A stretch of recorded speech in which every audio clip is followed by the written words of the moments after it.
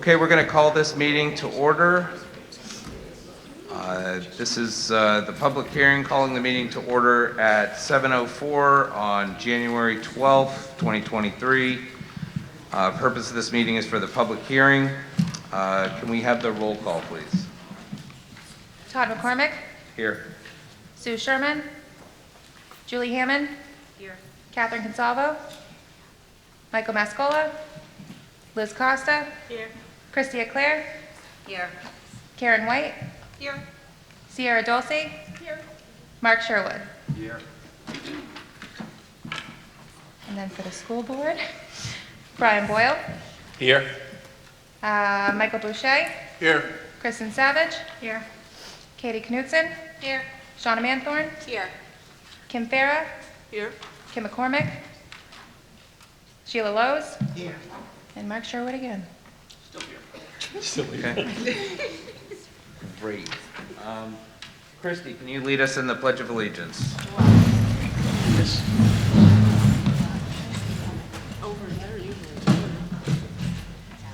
I pledge allegiance to the flag of the United States of America and to the republic for which it stands, one nation, under God, indivisible, with liberty and justice for all. Thank you, Christy. Okay, now we're going to get started with the presentation of the budget, and we'll review the warrant articles as well through the PowerPoint that you'll see here on the screen behind me. The mission statement, the mission of the Timberlane. Next slide.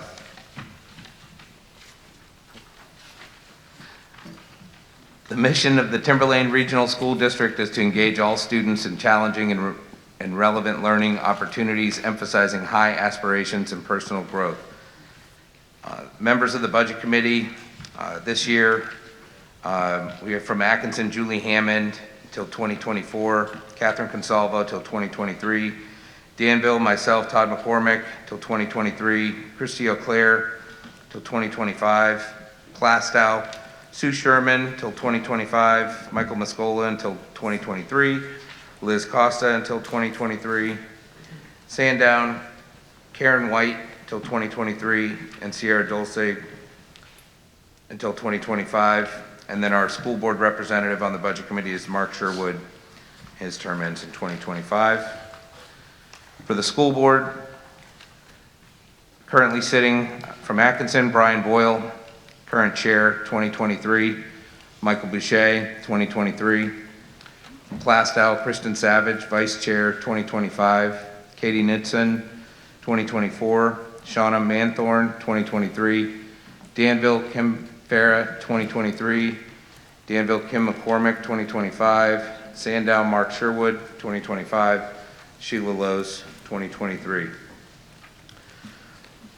Next, I'll go through the meeting purpose and the rules. This is the first of two sessions of the annual meeting. Article 1, election of the officers. Oh wait, that's the agenda, sorry.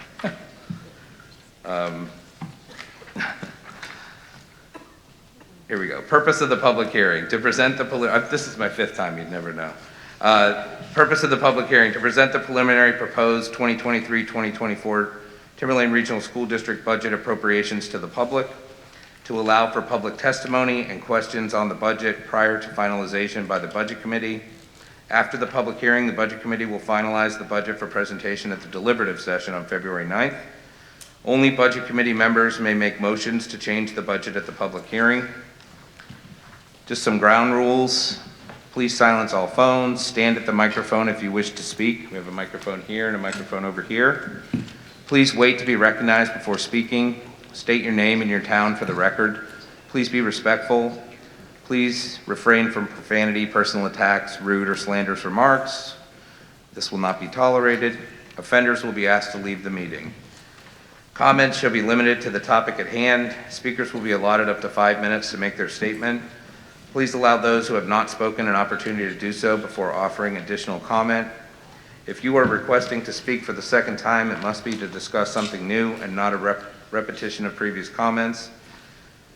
The chair, that's me, reserves the right to discontinue comment on a topic in order to move the meeting along. Next slide, please. Okay. Next, after the public hearing, will be the first session of the annual meeting, also known as the deliberative. You are hereby notified to meet at the Timberlane Performance Arts Center, PAC, 40 Greenbow Road, Plastown, New Hampshire, on Thursday, the 9th day of February 2023 at 7 p.m. This session shall consist of explanation, discussion, and debate of warrant articles number 2 through 16. Warrant articles may be amended subject to the following limitations. A, warrant articles whose wording is prescribed by law shall not be amended. B, warrant articles that are amended shall be placed on the official ballot for a final vote on the main motion as amended. And C, no warrant article shall be amended to eliminate the subject matter of the article. The second session of annual meeting will be the voting.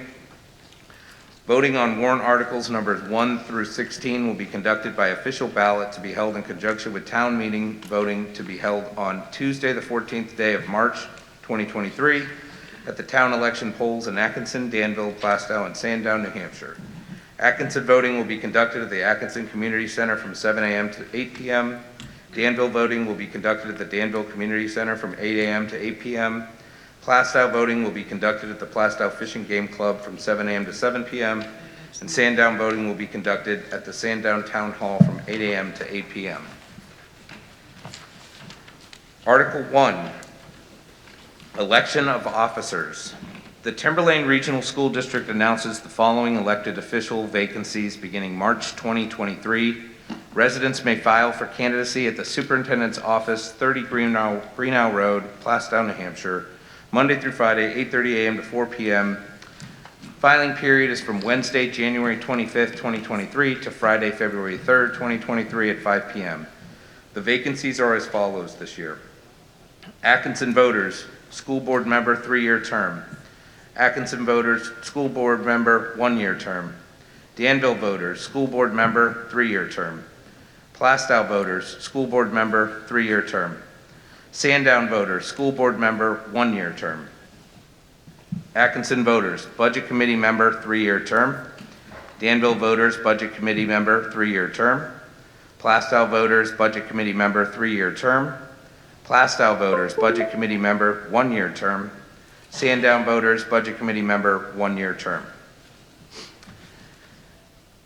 Next, Article 2, the operating budget. Shall the voters of the Timberlane Regional School District raise and appropriate as an operating budget, not including appropriations by special warrant articles and other appropriations voted separately, the amount set forth on the budget posted with the warrant or as amended by vote of the first session for the purposes set forth therein, totaling $83,270,418.18. Should this article be defeated, the operating budget shall be $81,401,106.67, which is the same as last year with certain adjustments required by previous action of the Timberlane Regional School District or by law, or the governing body may hold one special meeting in accordance with RSA 40:13, 10, and 16 to take up the issue of a revised operating budget only. Note, warrant Article 2, the operating budget, does not include appropriations proposed under any other warrant articles, majority vote required. Let's go to the next slide. So the budget process. The budget was developed in accordance with the applicable New Hampshire statutes, RSAs 32, 33, and 195. Incorporation of the Budget Committee's mission statement. The Budget Committee will develop a fiscally sound annual budget that will optimally meet the needs of the district by working with district personnel and in consultation with the school board. Throughout the budget process, the Budget Committee will take into consideration district taxpayers as well as support for staff, rigor, evaluation, and accountability initiatives that drive student achievement.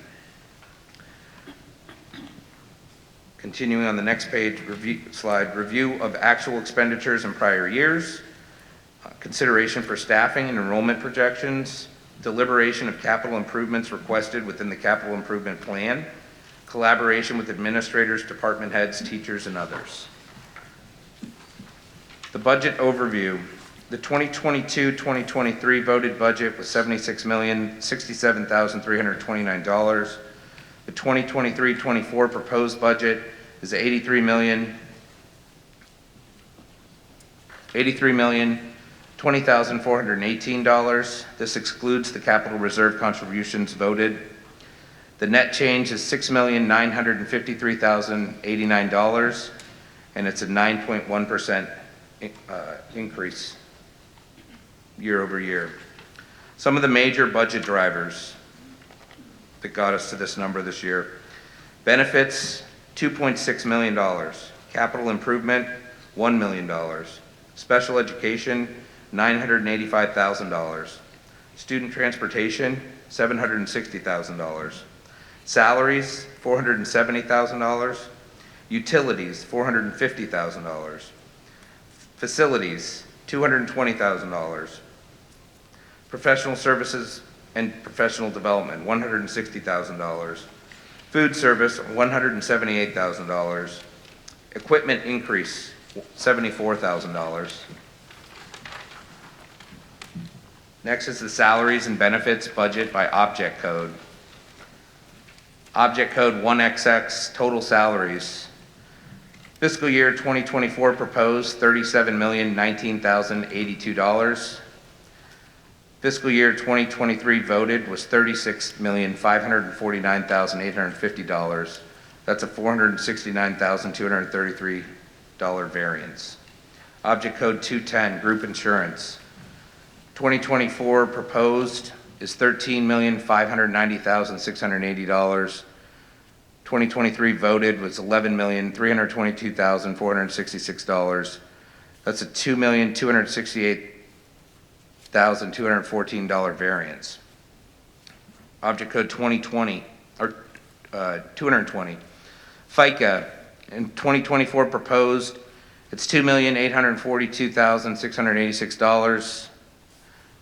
Fiscal year 2023 voted $2,558,916 to $283,770 variance. Object code 231, non-teacher retirement.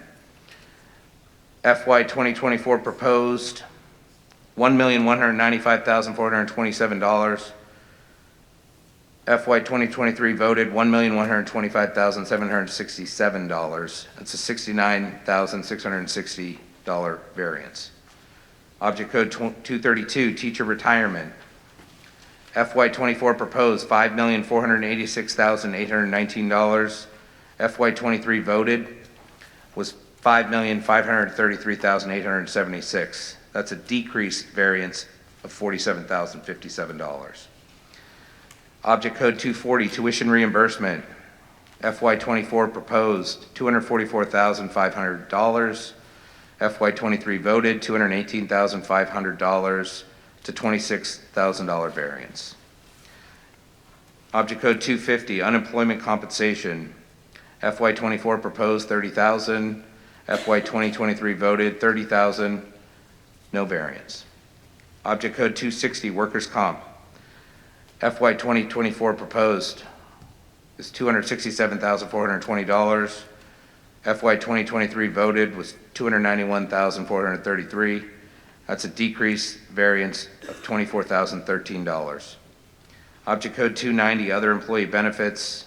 FY 24 proposed $82,500. FY 23 voted was $81,858. It's a $642 variance.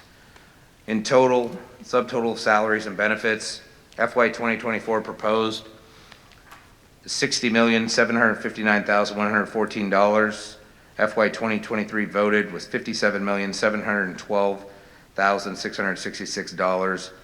It's an increased variance of $46,448. Next, the expenses budget by object code. Object code 310 is official and admin services. FY 24 proposed $40,000. FY 23 voted $40,000, no variance. Expenses budget by object code. Oh, I already said that. Object code 320 to 340, professional services.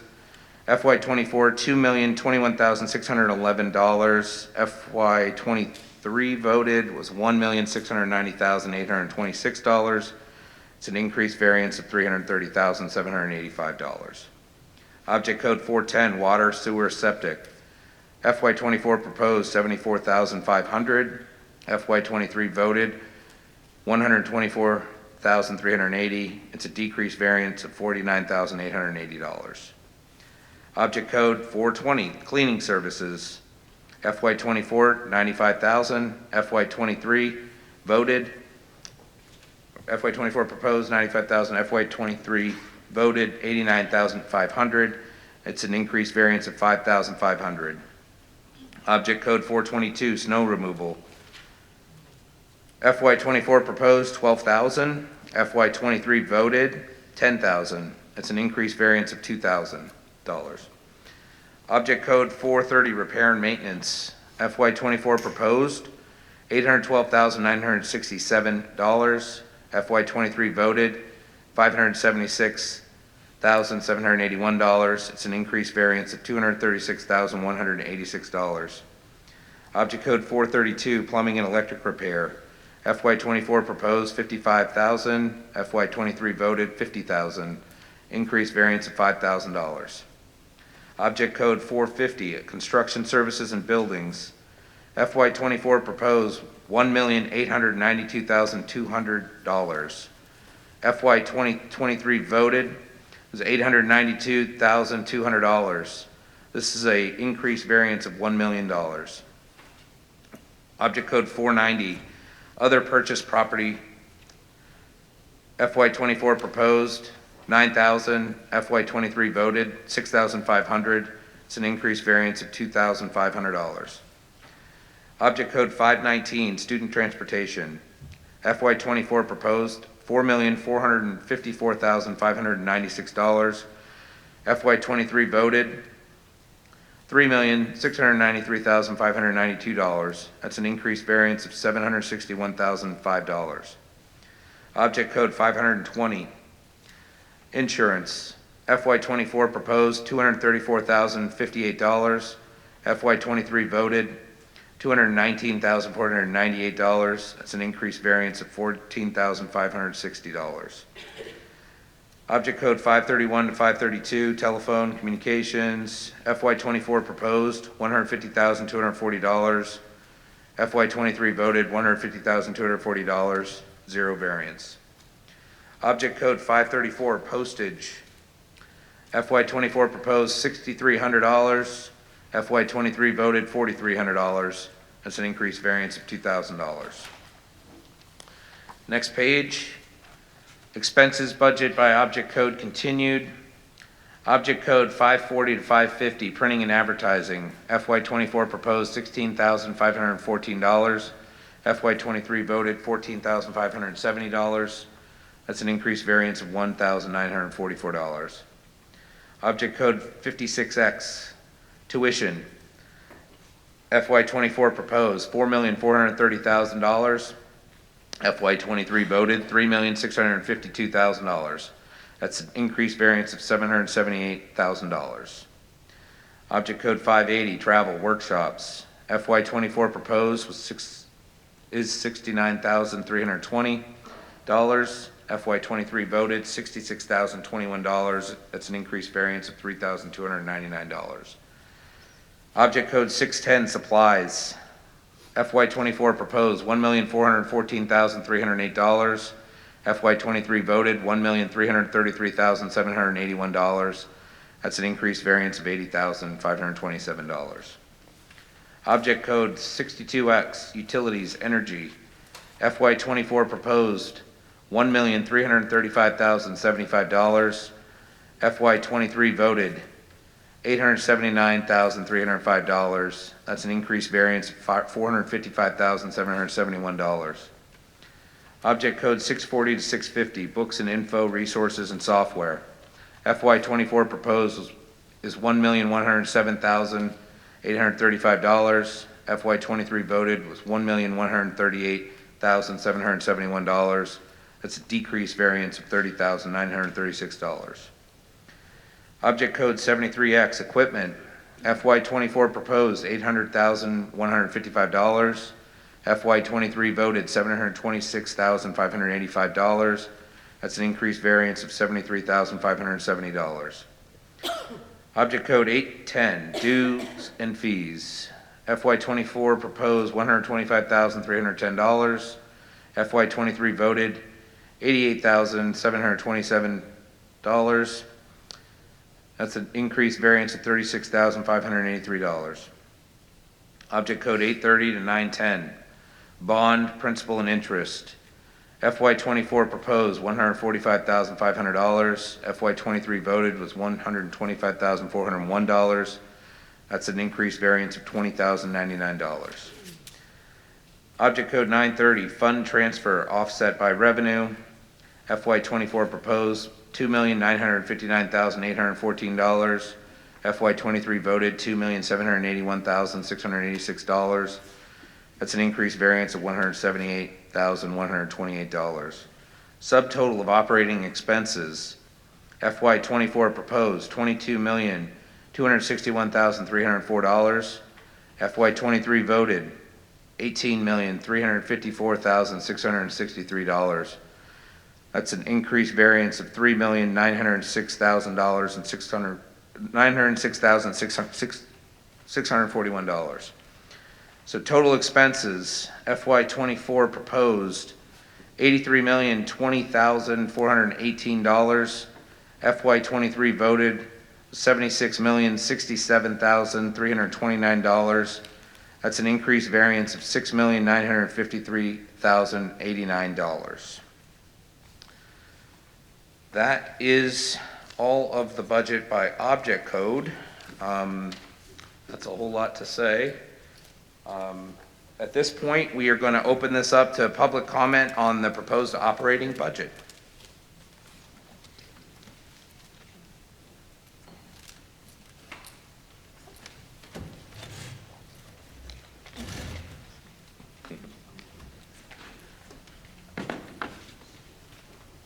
I see you smiling, Mark. Yes, that's hard to repeat that. I just wanted to numbers. Yeah, okay. First of all, ladies and gentlemen, thank you for all your hard work and due diligence. I know that this isn't easy and it's a tougher night, and you guys got some big numbers up there, but we all know that education starts with reading, and we all know post-pandemic we were sliding in the wrong direction, and that was exacerbated by the pandemic. Are there any additional resources, or I don't know if you have the budget at all broken down by department, but we were assured that at some point in time that we would be making investments in reading and English. I'm just wondering if there were any additional assets pointed in that direction relative to maybe an increase in teachers or programs. Thank you.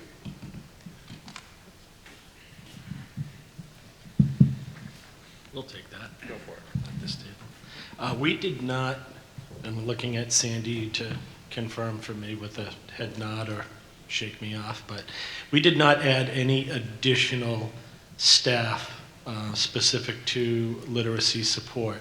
And one of the challenges, and we've been talking about this ever since, and continuing to look at the dedication of the ESSER funds for learning loss. One of the real challenges has been to secure the resources, even that we outlined, to use those monies to be spent on. Finding staff has been incredibly challenging. So at this time, we still have ESSER funds that we're looking to commit to supporting instructional initiatives, especially in the areas of literacy and math. So at this point, we did not, and go ahead, Sandy, correct me.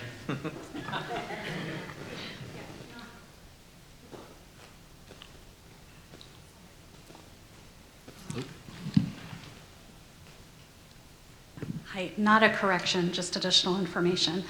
So as Mr. Cullen was saying, we've had issues securing interventionist positions that we built into the ESSER grant.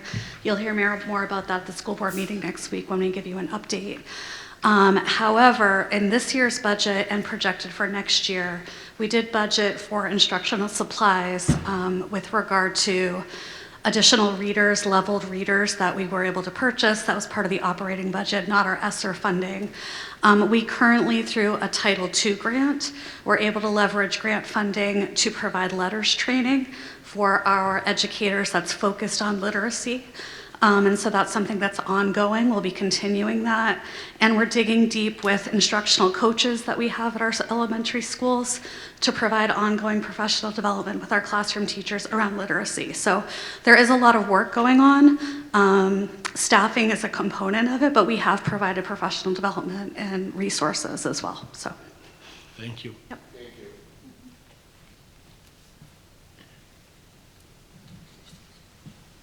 Could I ask a question? What is the bond principal and interest payment for? I thought we had retired the bond. That's object code 830-910. The description, the official description is bond principal and interest, but actually the codes that fall into that category are more student activities. So that is where a lot of athletics and school-run activities, so the description's actually not correct for Okay. this actual object code. Okay, thank you.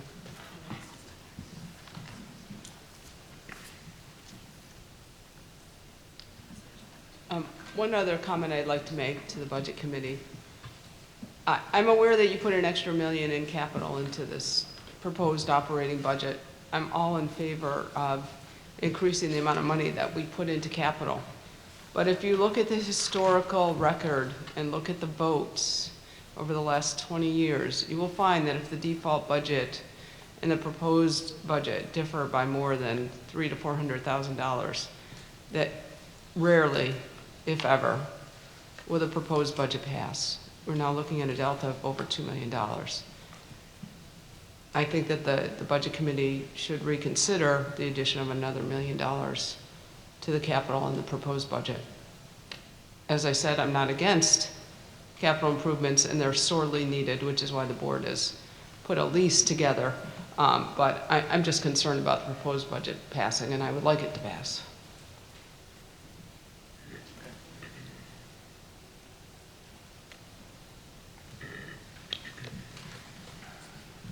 Promise not to take over the evening. To Kim's point, I've studied this a little bit, and when it comes to capital improvements and it comes to budgeting, typically there's an average or a model, if you will, that is accepted nationwide. And I think we have something similar to that, but not completely, where you use 3% of your total replacement value of the building to do the day-to-day maintenance. Then 2% of that total replacement cost goes to painting, doors, et cetera, and then 1% of each one of those assets goes into a savings fund for major improvements like new roofs, like the big ticket items. We haven't done that for 20 or 30 years. So we've kicked the can down the road. You've heard me say that year after year, and now we're at the end. The road has run out. So we're now faced with big numbers, big warrants, because we weren't fiscally responsible. At some point in time, after we get beyond this year, I'd like to see us come together and do a model where we're putting 1%, or whatever that percentage is, of the total replacement of each particular asset. We have not managed this well. I sat on the board for years. I remember sitting here at a public hearing and asking how much money we were putting or expending that was on the CIP. It was zero. And I begged the Budget Committee and I begged the school board to go in the back room and look at things. There are things we want and things we need. But you need to fund those things that we need. And the public is either going to have facilities in total disrepair, or we've got to start acting responsibly. And unfortunately, we've boxed ourselves into it, painted ourselves into a corner. So I think at some point, someone needs to look at a model like that. I don't want to call it a capital reserve, but so we're just not kicked in the head in a year like we are and facing what we're facing today. Thank you.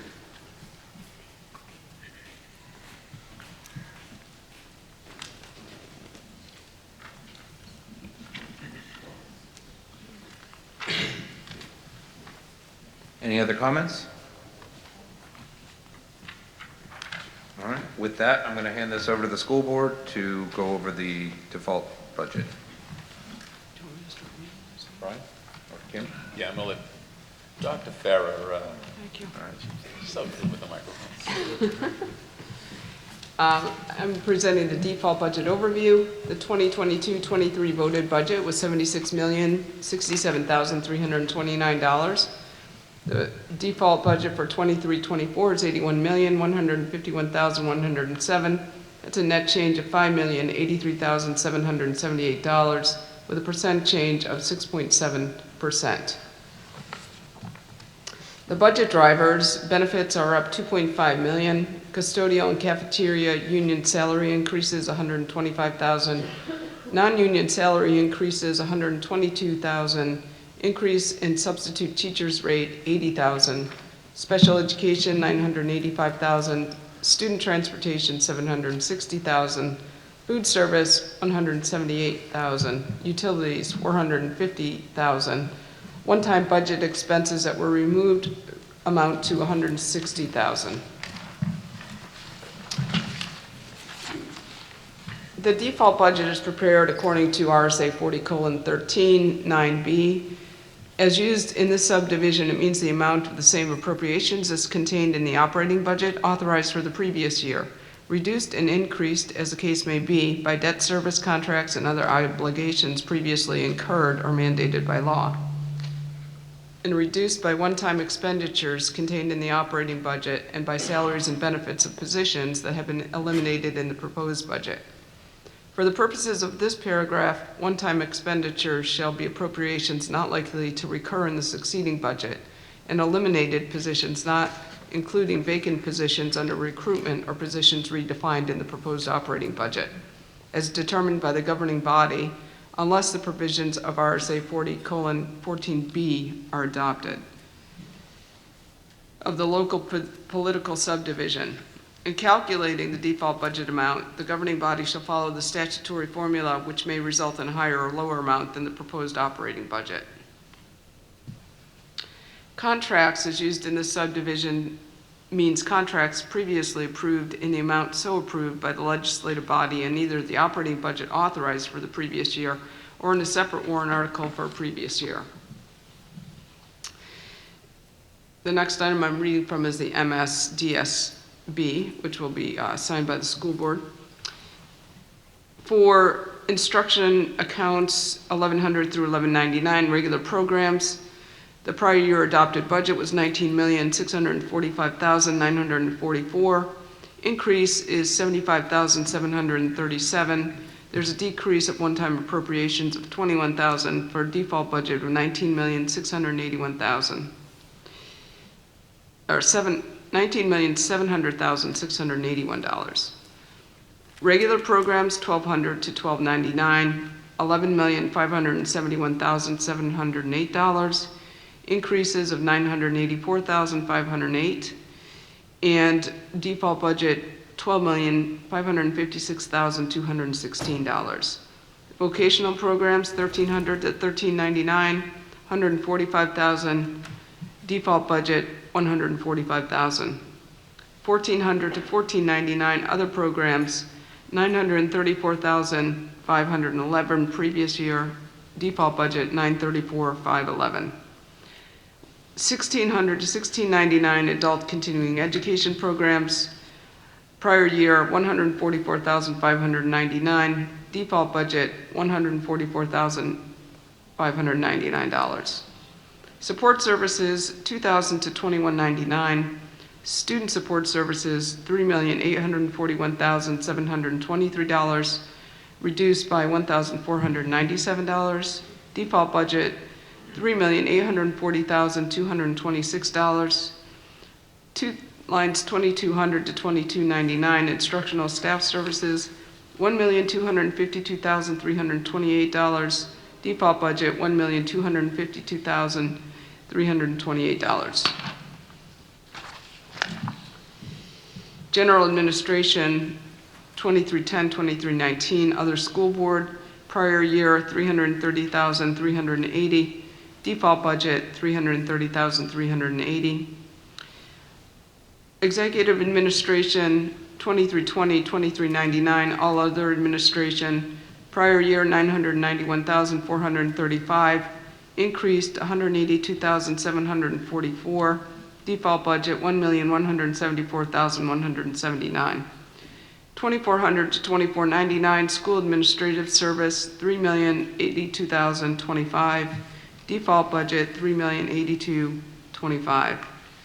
Business, 2500 to 2599, $450,320. This is reduced by $3,000 for default budget of $447,320. Lines 2600 to 2699, plan operations and maintenance, $4,393,612, increase of $571,985, a decrease of a one-time appropriation of $75,000 for default budget of $4,890,597. 2700 to 2799, student transportation, $3,693,592, an increase of $761,005 for a default budget of $4,454,597.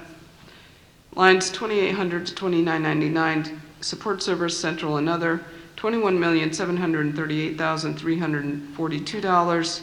There's an increase of $2,468,704, a decrease of a one-time appropriation of $65,000 for a default budget of $24,142,046. Line 3100, food service operations, prior year adopted budget $42,025, increase of $26,464 for a default budget of $68,489. Facilities, site improvement, line 4200, $150,000 and the default budget is $150,000. Line 4600, building improvement services, $892,200. Default budget, $892,200. Fund transfers, lines 5220 to 5221 to food service is $1,390,085. There's an increase of $178,128 for a default budget of $1,568,213. Lines 5222 to 5229 to other special revenue, prior year adopted budget $1,377,500. Default budget $1,377,500. Total operating budget appropriations, prior year adopted budget was $76,067,329. Total increases are $5,244,778.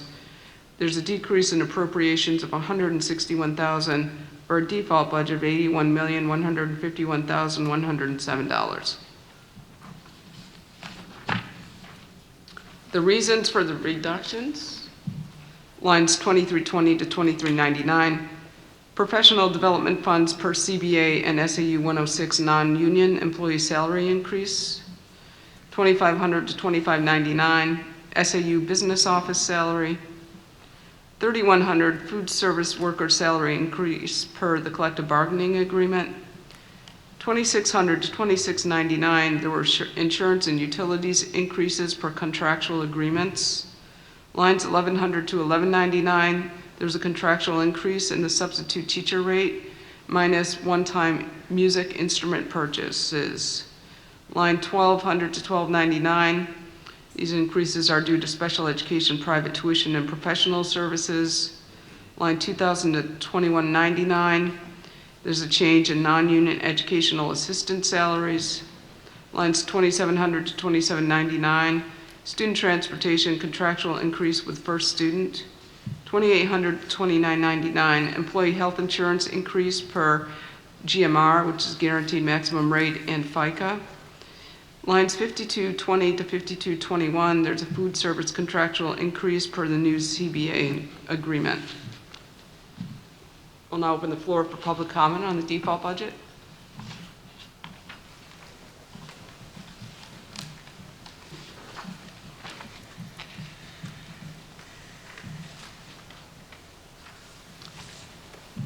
Moving on. Todd, are you doing the revenue Yeah, budget? I'll do the revenue. Okay. Yep. Okay, next we'll go over the revenue budget.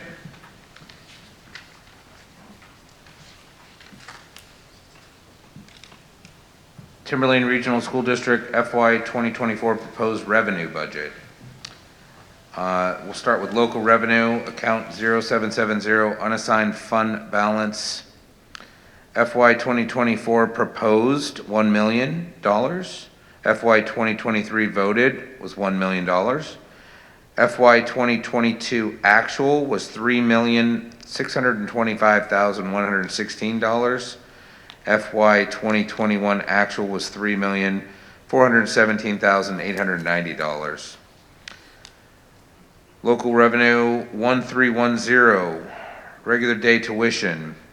FY 2024 proposed $450,000. FY 2023 voted $410,000. FY 2022 actual was $630,877. FY 2021 actual $215,528. Local revenue 1510, earned income. FY 2024 proposed $45,000. FY 2023 voted $10,000. FY 2022 actual $11,490. FY 2021 actual $143,494. Local revenue 1600, food service. FY 2024 proposed $800,000. FY 2023 voted $800,000. FY 2022 actual $245,905. FY 2021 actual $108,235. Local revenue 1990, other local revenue. FY 2024 proposed $100,000. FY 2023 voted $158,435. FY 2022 actual $1,498,214. FY 2021 actual $236,263. Local revenue 1990, SAU rental. FY 2024 proposed $0. FY 2023 voted $0. FY 2022 actual $0. FY 2021 actual was $42,250. Local revenue 5223, PAC programs. FY 2024 proposed $25,000. FY 2023 voted $25,000. FY 2022 actual $40,367. FY 2021 actual $19,470. State revenue 3111, education grant. FY 2024 proposed $9,509,058. FY 2023 voted was $11,828,268. FY 2022 actual was $10,642,993. FY 2021 actual was $11,122,246. State revenue 3242, vocational education transportation. FY 2024 proposed $20,000. FY 2023 voted $20,000. FY 2022 actual $20,434. FY 2021 actual $24,741. State revenue 3260, child nutrition. FY 2024 proposed $17,500. FY 2023 voted $17,500. FY 2022 actual was $102,523, and FY 2021 actual was $1,535. State revenue 3230, special education aid. FY 2024 proposed $450,000. FY 2023 voted $483,671. FY 2022 actual $438,551. FY 2021 actual $435,506. State revenue 3190, other. FY 2024 proposed $10,000. FY 2023 voted $397,549. FY 2022 actual $15,962. FY 2021 actual $47,644. Federal revenue 4,300. Federal projects, FY 2024 proposed $1,300,000. FY 2023 voted $1,320,000. FY 2022 actual $1,236,208. FY 2021 actual $1,172,384. Federal Reserve 4560 lunch reimbursements. FY 2024 proposed $375,000. FY 2023 voted $375,000. FY 2022 actual $1,669,597. FY 2021 actual $663,363. Federal revenue 4580 Medicaid. FY 2024 proposed $150,000. FY 2023 voted $150,000. FY 2022 actual $281,787. FY 2021 actual $139,214. Federal revenue 4260 other. FY 2024 proposed $20,000. FY 2023 voted $20,000. FY 2022 actual $32,007. FY 2021 actual $32,051. Total income, FY 2024 proposed is $14,271,558. Total income FY 2023 voted was $17,015,423. FY 2022 actual was $20,492,030. FY 2021 actual was $17,821,812. The district assessment, FY 2024 proposed $68,748,860. FY 2023 voted $59,051,905. FY 2022 actual was $53,606,115. FY 2021 actual was $54,792,123. This totals up for a total revenue of FY 2024 proposed $83,020,418. FY 2023 voted $76,067,329. FY 2022 actual $74,098,145. FY 2021 actual $72,613,935.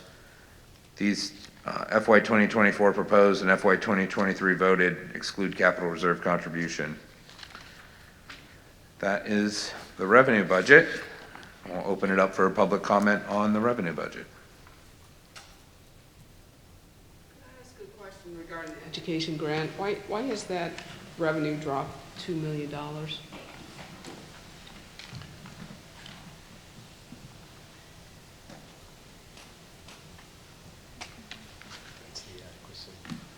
Yeah, No, because it's been Added. 11. that's attributed to the adequacy. Impacted by the total average daily membership. One fact, I apologize, I have to think through this, was going over it with Maria last week. And of course, she has all the answers. It's okay, so it's probably a reflection of our decrease in ADM based on the averages, and part of that, Yes. because they're looking backwards, could be due to COVID. Yes, and there are other factors that influence it, of course, free and reduced lunch numbers, things like that. And so during COVID, where everybody had free lunch, that was another impacting factor, I know. So it's possible that we may see an increase in that number back again, because if we have had this problem, I expect that everybody else is going to, so, With respect to the food service, yes, definitely. right. Okay, Yes. thanks. But Hopefully, also, that decrease, okay, some of it's coming back to me now. That decrease in enrollment, partially, of course, during COVID, where we had lots of students who remained home and didn't return to school after, once we reopened, that impacted that as well. okay, thank you.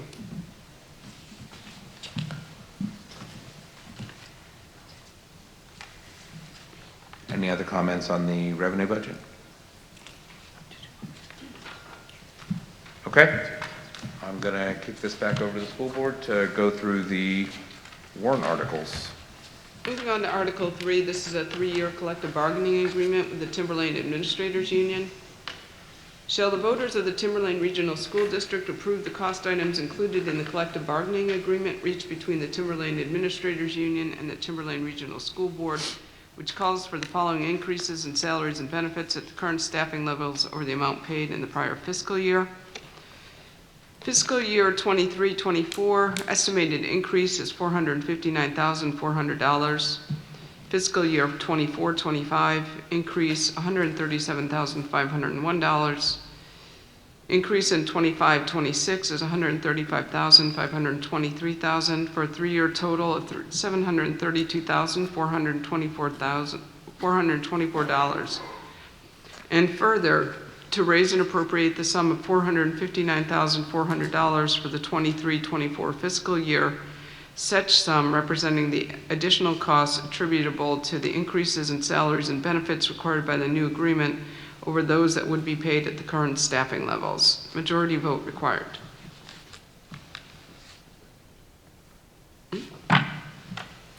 Recommended by the school board, recommended by the budget committee. I'll read Article 4 and then we'll open the floor for any discussion on those two articles. Article 4, authorization for special meeting on cost items.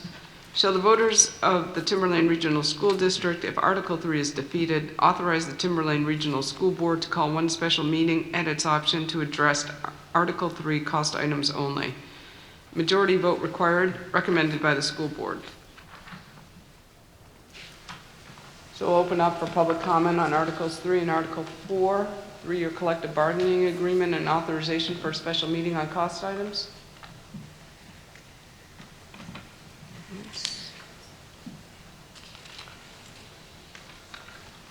Article 5, 3-year collective bargaining agreement, Timberlane Administrative Assistants and Secretaries and Skilled Maintenance Union. Shall the voters of the Timberlane Regional School District approve the cost items included in a collective bargaining agreement reached between the Timberlane Administrative Assistants and Maintenance Union and the Timberlane Regional School Board, which calls for the following increases in salaries and benefits at the current staffing levels over the amount paid in the prior fiscal year. Fiscal year 23-24, estimated increase $141,943. Fiscal year 24-25, increased $108,273. Fiscal year 25-26, an increase of $99,195 for a total 3-year increase of $349,411. And further, to raise and appropriate the sum of $141,743 for the 23-24 fiscal year, such sum representing the additional costs attributable to the increase in salaries and benefits required by the new agreement over those that would be paid at the current staffing levels. Majority vote required, recommended by the school board, recommended by the budget committee. Article 6 is an authorization for special meeting on cost items. Shall the voters of the Timberlane Regional School District, if Article 5 is defeated, authorize the Timberlane Regional School Board to call one special meeting at its option to address Article 5 cost items only. Majority vote required. Recommended by the school board. Any public comment on Articles 5 and 6?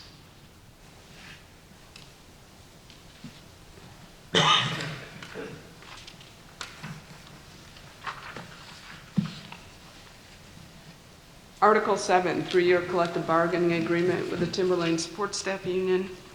Shall the voters of the Timberlane Regional School District approve the cost items included in the collective bargaining agreement reached between the Timberlane Support Staff Union in the Timberlane Regional School Board, which calls for the following increases in salaries and benefits at the current staffing levels over the amount paid in the prior fiscal year. Fiscal year 23-24, estimated increase $459,669. Fiscal year 24-25, increase $307,786. Fiscal year 25-26, $293,841, for a three-year total of $1,061,296. And further, to raise and appropriate the sum of $459,669 for the 23-24 fiscal year, such sum representing the additional costs attributable to the increase in salaries and benefits required by the new agreement over those that would be paid at the current staffing levels.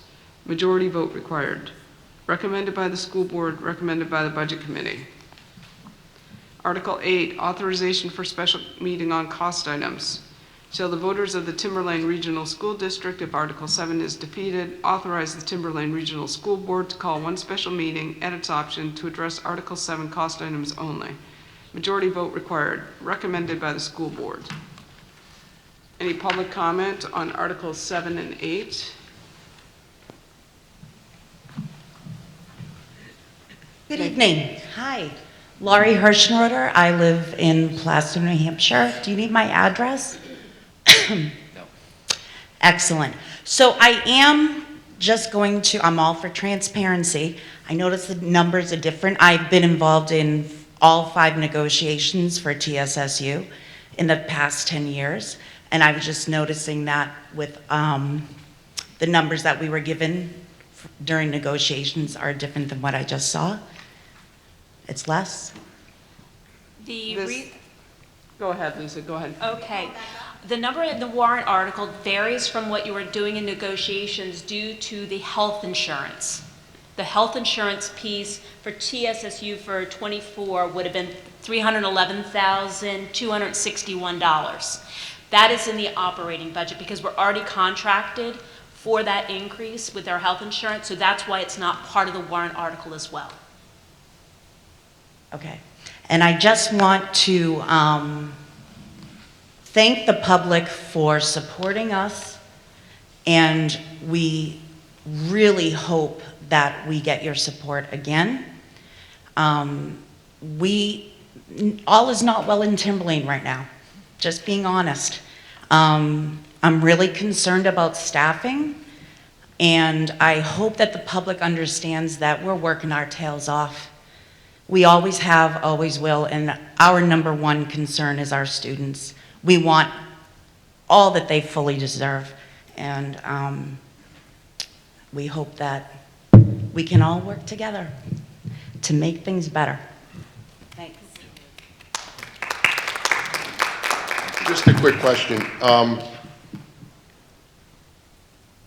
My guess is that these warrants were written by legal, but do you think it makes sense to have a percentage year over year? People will look at those numbers and say, well, look at the big, but if it's more reflective of, say, a 3% year over year, that's more, I think, more amiable and more understandable for the voters when they get in the booth, say, oh, a 3% year over year, that's fine. That doesn't even keep up with the cost of living. So I was wondering why it wasn't, typically when we talk about raises, we talk about a 3% a year raise, and just a thought. Sure. We are working on a number of different, ways of informing the public. Part of it, yes, written by legal and wanting to keep the warrant articles relatively simple, but we can take a look at that and, what might be included in the warrant articles. But we have some drafts of things like, information flyers specific to each warrant article to provide information to people so they have a deeper understanding. So your point is well taken. Thank you, Jack. Well, I'd like to add to that. I think what Jack's referring to is COLA is it's just part of the agreements of every one of these things. So there has been an awful lot of monies, and that's kind of what happened when these different negotiating teams were working with the different unions. It would be great if everything else was constant and all they were dealing with was COLA. But COLA was such a small part of it. That's what I see. So let me elaborate on that a little more. Not everybody gets the same salary increase in these proposals because there are steps that certain people go and that they get based on if they've been here 7 years or 8 years or 9 years. And in actuality, the percentage increase between each step is not consistent. And then once somebody gets to the top step, they get something called longevity. So you could not put on the warrant article that everybody's getting a 3% increase because that is absolutely not true. You may have people getting anywhere from, for lack of, I'm not saying, lack of a better, analogy, 1 to 5% increases depending. I mean, we've seen minimum wage go up astronomically in the last couple of years. You can't walk into McDonald's and have somebody get paid less than $15 an hour. Whereas, because our contracts are in a 3-year cycle, we have people that are getting paid less than they could get paid working at McDonald's. So, of course, our health insurance benefits are much better. So we have to balance that. So I understand what you're saying, Jack, but you could not put a broad brush on a warrant article like that. It would be incredibly complicated. There's a lot that goes into these salary increases. And on another note, yes, when we bargain, we look at the entire package. Lisa, how much did health insurance is projected to increase by what? 10.8. 10.8% next year, which is being absorbed into the operating budget, which is why you're seeing part of the reason you're seeing such a large increase in the operating budget. We have not pushed down any of that increase onto the employees. We're still giving between 85 and 90%, or between 70 and 90%, depending on the bargaining unit, for health insurance coverage.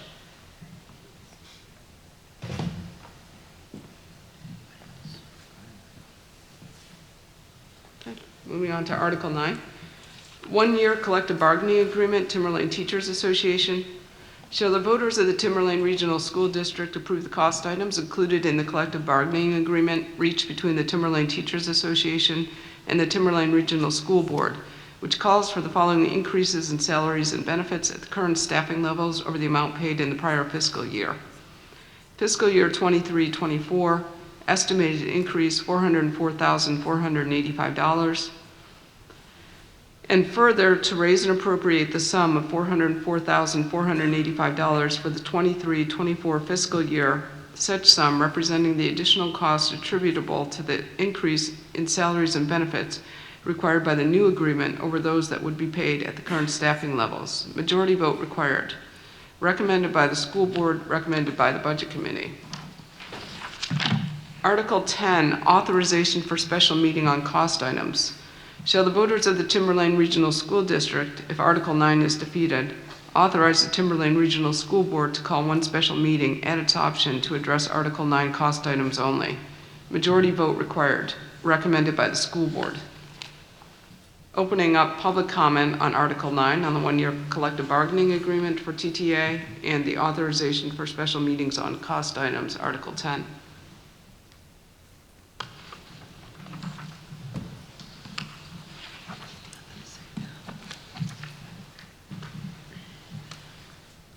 Moving on, Article 11, Capital Reserve Fund by Surplus.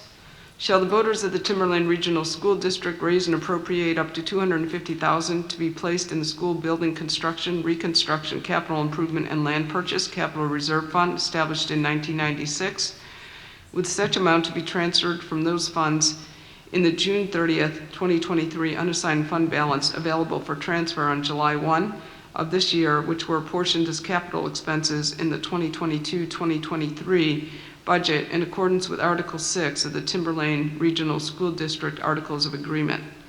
No amount to be raised by additional taxation. Majority vote required.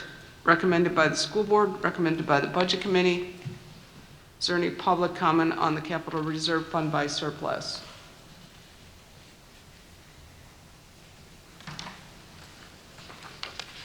Article 12, general acceptance of reports. Shall the voters of the Timberlane Regional School District accept reports of agents, auditors, and committees as written in the 2022 annual report? Majority report vote required. recommended by the school board. Any public comment on Article 12?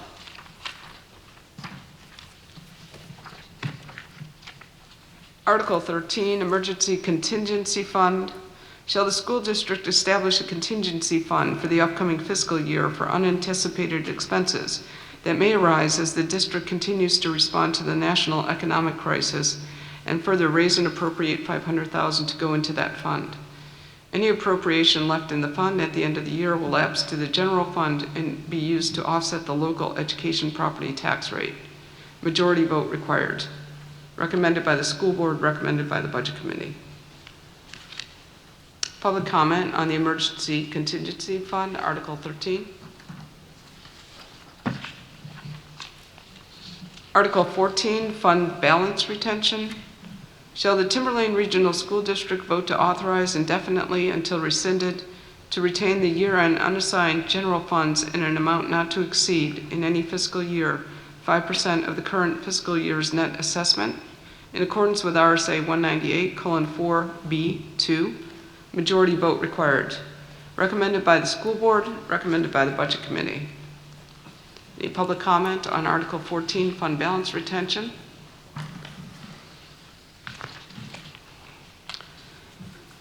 Article 15, use of the capital reserve fund. Shall the voters of the Timberlane Regional School District appropriate the sum of $950,000 to repair the high school's boilers and to authorize the district to withdraw the sum of $950,000 from the existing school building construction, reconstruction, capital improvements, and land purchase capital reserve fund? No amount to be raised by additional taxation. Majority vote required. Recommended by the school board, recommended by the budget committee. Is there any public comment on Article 15, use of the capital reserve fund?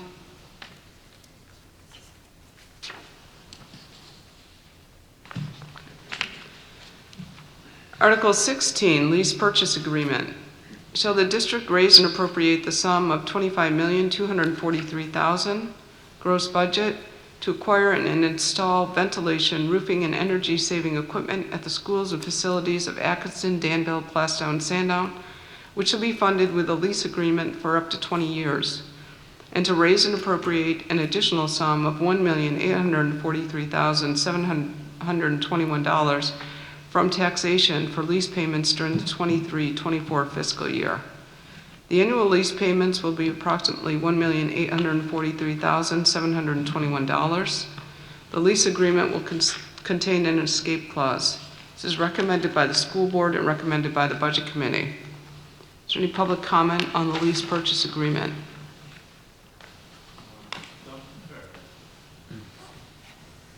Do you mind explaining this article in layman's terms for the voters? Certainly. I'll give it my best shot, and then Lisa Go can jump in if you feel like I've missed anything. Over the past several years, I've been a school board member, and the other members of the board, as Mr. Sapia pointed out, we have been kicking the can down the road in terms of the maintenance and repair of these facilities.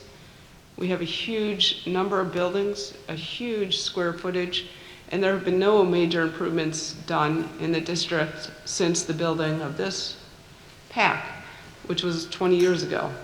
And what we're seeing now is our facilities and our major equipment, including heating, ventilation, air conditioning, roofs, windows, are in desperate need of replacement and or repair. We contracted or hired EEI, which is a company that comes in to take a look at what we needed to do to maintain this district and bring it up to our buildings, to maintain them so that they don't continue to fall into essentially a state of disrepair.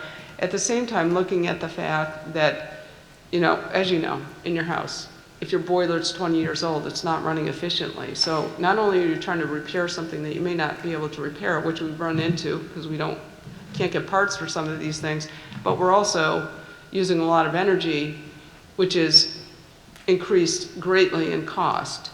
So instead of trying to, the board has discussed, if you follow the board meetings, which are great fun to follow, you know, do we think the voters are going to vote between 200 and 300 million for a new high school, middle school? We felt that that probably was not going to happen in this economic environment, and that we needed to repair what we have. So the lease purchase agreement allows us to have a big bucket of money, as Mr. Sapia said. We need 2 to 3% of our operating budget should be going towards capital maintenance and repair every year, to start putting this money into repairing and maintaining these buildings. We're getting further and further behind. We're not keeping up with our repair and maintenance. We can't catch up by only putting $1 million a year into an $80 million budget. Some of this lease will be offset by savings. And in fact, in the first year, there's approximately $250,000 that will be coming back to the district in energy saving rebates as we purchase this equipment. We have invested heavily in the last couple years in our heating, ventilation, air conditioning systems and our roofs. Hopefully, I would love to see solar on the roofs, but you can't put solar panels on until you've got new roofs, so you have to do this sequentially. So this is what I think you're looking for me to explain in layman's terms. There is a huge list of projects that we're looking at doing. We took the high school boilers off that list, and we put those in that capital reserve warrant because we do have well over $1 million in that capital reserve fund. And at this point, we should be spending that and upgrading our boilers in the high school. But there are many, many other projects, too numerous to mention here, that we need to get done to get these buildings back in shape. So, Lisa, did you want to add anything? You covered Raising it. and appropriating 25 million. So, No. let me explain. We're raising and appropriating 25 million, but if you took the amount of the lease payment year on year, it adds up to more than that. The reason for that is, I think the analogy that would be easiest to use, if I go out and buy a car, we'll say for $10,000, not that you could buy a car for $10,000. Let's say you buy a car for $10,000 and you finance it. Over the course of financing it, you're probably going to pay $13,000, right? So when you look at this amount of 25 million, that's the amount we're financing, but the interest rate is 5.25% right now, currently, for this, that we'd run over 20 years. So the cost is going to be closer to about $40 million, which sounds like a lot, but in comparison to a new school. And remember, only the middle and high school, we still have to maintain our other buildings. It's kind of a drop in the bucket. If you can find a car for $10,000, maybe we should buy each teacher a new car. Yeah? So, just speaking to the solar for a moment. Sudbury put solar out in their parking lots. When my buddy brought me by to see his high school, and I said, geez, the kids have a parking garage? He goes, no, those are solar panels. And there was a huge fight about that. In 5 years, they paid for themselves, and now they're selling energy back to the grid. So I think there's a lot of merit in solar. I'm not too sure I'd want to put them on the roof. That's just me. I'm not saying you have to put them on. I'm just saying there's merit in solar. I'm in a conundrum because we definitely have to do this. There's no way around it. There are so many things here from a structural standpoint that I'm aware of, and I would love to be able to see that report. I would love to have a detailed, maybe by deliberative session, kind of a detail as to the priorities where this money's going to go year after year, because this is a multi-year appropriation, and I'd like to see, some type of coordinated effort or a master plan as to how this is going to play itself out. Because, look, I've been in the town, in the district for 30 years, and I've seen project after project kind of go sideways, and you don't always get what you pay for. So, again, I would love to be able to look at what that report came up with. I would love to be able to see what the plan is over maybe the next 5 years. Now, I understand that priorities and things change. I mean, you may have a failure somewhere around the campuses, and all of a sudden you have to reallocate that money that was going to fix this, to fix that. But again, the other concern that I have is the prior two warrant articles. What's that, another $1.5 million? So you have all these big asks this year. I'm not too sure. What you don't want to have happen is them say no to everything. I'd prefer to see this pass because it sets us up to start addressing and no longer kicking that can down the road.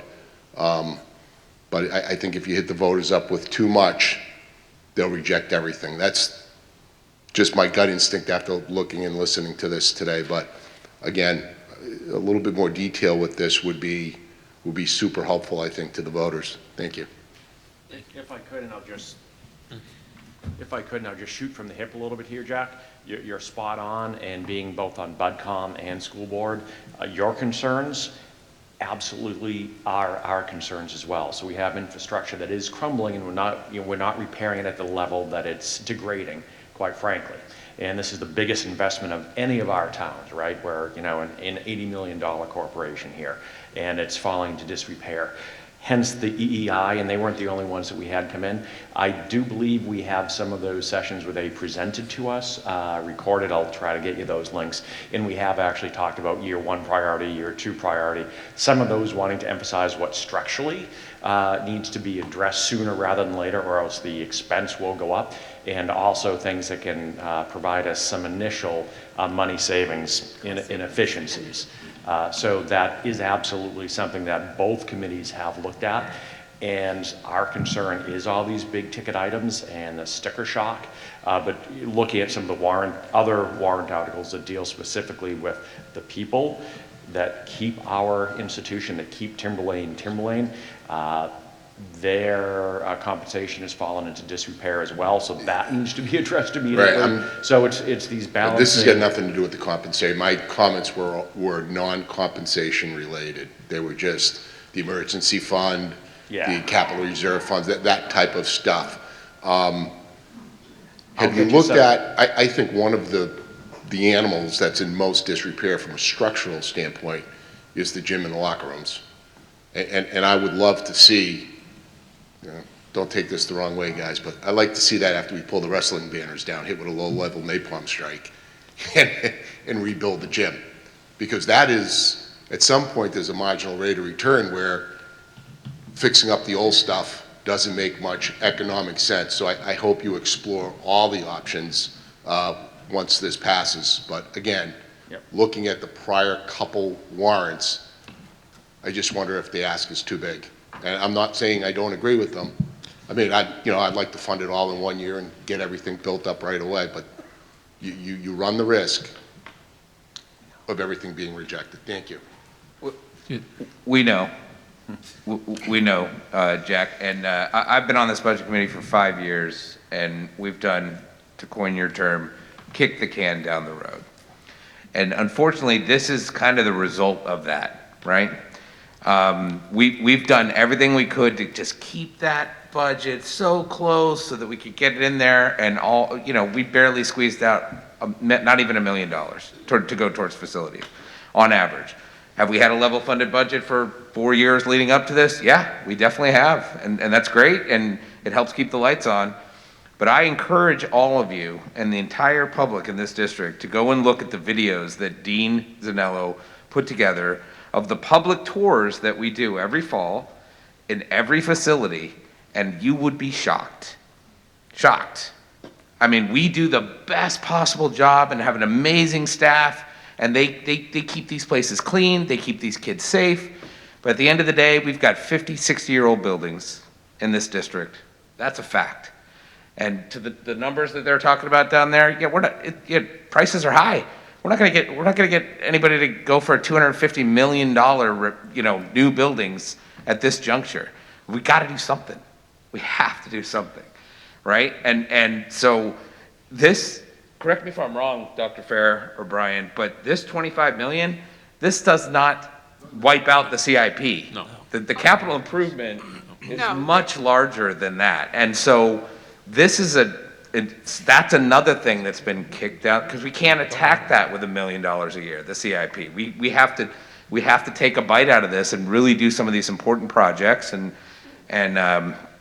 hopefully we can try to convey that. Again, I would encourage everyone to go on the website and look at the videos that Dean did.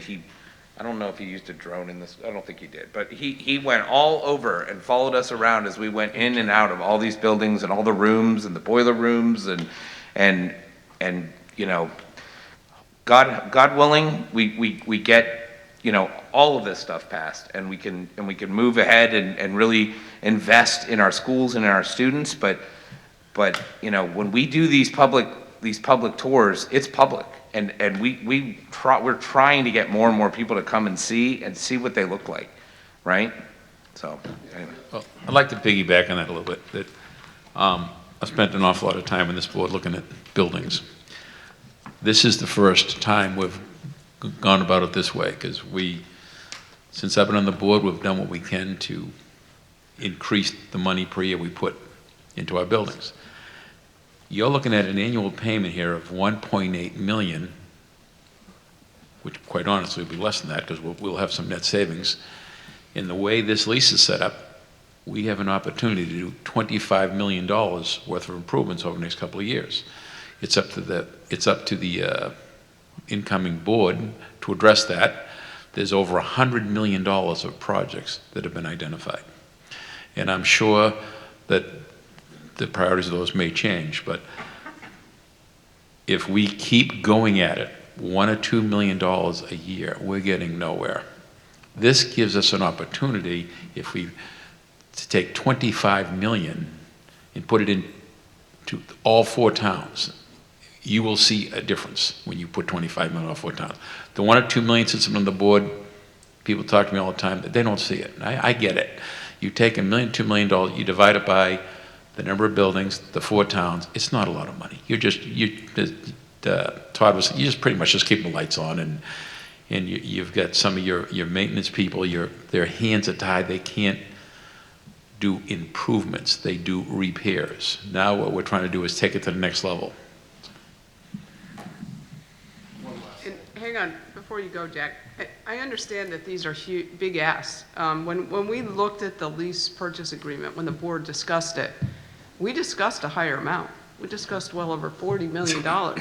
And when we saw what that lease payment was going to be, we were like, absolutely not. The voters are not going to vote that. So this, as Brian just said, EEI, when they evaluated our buildings, top to bottom, we're looking at $100,000 if we want to bring them up to absolute stuff, $100 million. So this $25 million represents, in my mind, critical needs. These are things that you're going to have to, I don't know how you're going to do it if you don't raise this money, but you're going to have to fix this stuff. You don't have to convince me. I mean, I'm I on board know, with this, I know. but the other thing the public should understand is that the cost of fixing these things are going to go up. They're not going to come down. And if we had addressed this 5 years ago, we'd be paying 30, 40% less and getting a bigger bang for our buck. But it's going to work in the other direction if this doesn't pass. 10 years ago.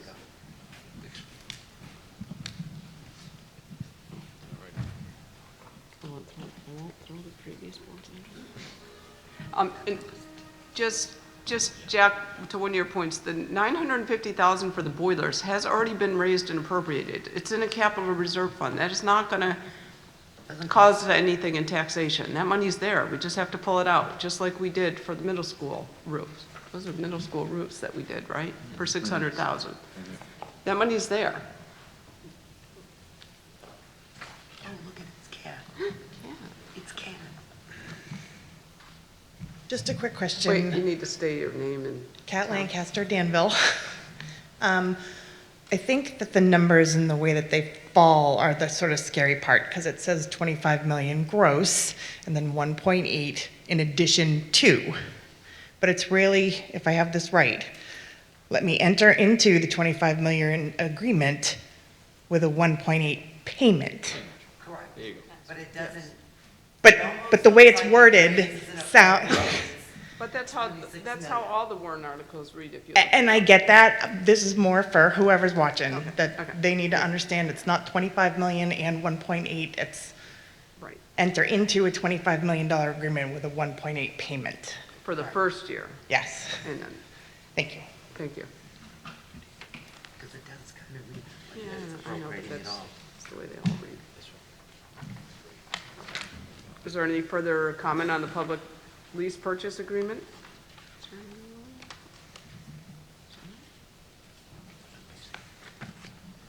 Okay. Okay. Special meetings, the Budget Committee will meet immediately following this public hearing to finalize the proposed budget for the deliberative session. The first session of the annual meeting, the deliberative session will be Thursday, February 9th, 2023 at 7 p.m. in the Performing Arts Center. Voter check-in opens at 6 p.m.